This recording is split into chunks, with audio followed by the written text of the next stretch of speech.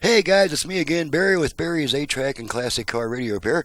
And today we're demonstrating, or I was, for the fifth time today, we're demonstrating a unit. This one comes from a company called Misguided Audio, LLC. I love that name. I think that is so cool, Misguided Audio.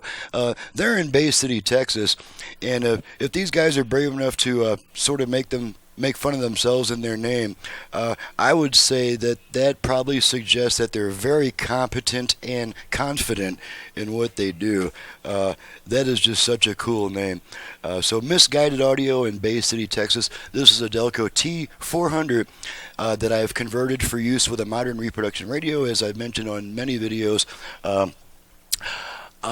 The newer radios, actually everything since around 1980 or so, for the most part, no longer are designed to work with common ground speaker systems because they can get more output power if they work into a fully isolated speaker system, meaning that none of the speaker wires is grounded, and actually the plus is hot and the negative is hot. So that's why none of the speaker wires can be grounded with the newer radio. Well, all your original Delco equipment up to, well, we'll just say this type of unit, this was stuff all designed to work into a common ground speaker system. So when you have a reproduction radio in the dash and you've had to rewire your speakers so that each speaker has its own dedicated pair of wires, this 8-track will no longer work with that system because it shorts the negative speaker wires to ground effectively.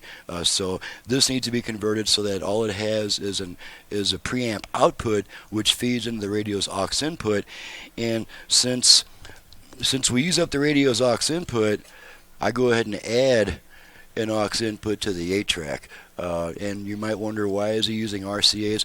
RCA jacks are a much more robust, reliable, and long-lasting connector than that junk they're using nowadays, the 3.5 millimeter round jack. So what I do is the plugs are okay for the most part. The jacks are horrible. They're just too small to have strong enough springs to really make good contact over a number of years. So when that jack finally fails, the customer has to buy an adapter cable to go from the RCAs to the 3.5 millimeter on the radio.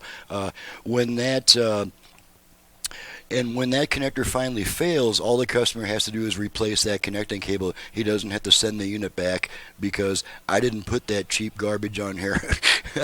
They can buy the cheap garbage with the adapter cables, and it's a real shame that for quite some time now, all your computer stuff has got the 3.5 millimeter. That's their standard for audio transmission. It's a really inferior type of connector, and I would avoid using it whenever possible. So anyway, now that I've made my spiel about that, let's go back to this unit and let's go ahead and pop a tape in and make sure it works before sending her back. So I've got some Neil Sedaka here.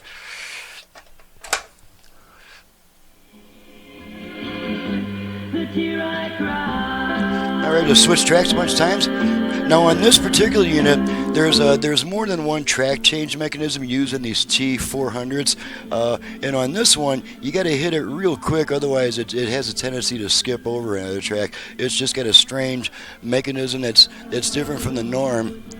So okay, this song is fading out now, so there we go. Okay, let's switch tracks a bunch of times.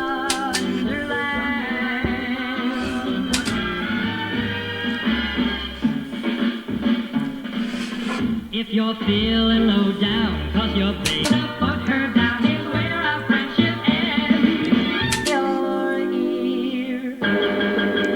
I go ape every time. That might be a little bit loud, sorry.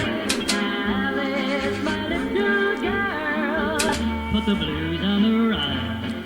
You'll find that you love.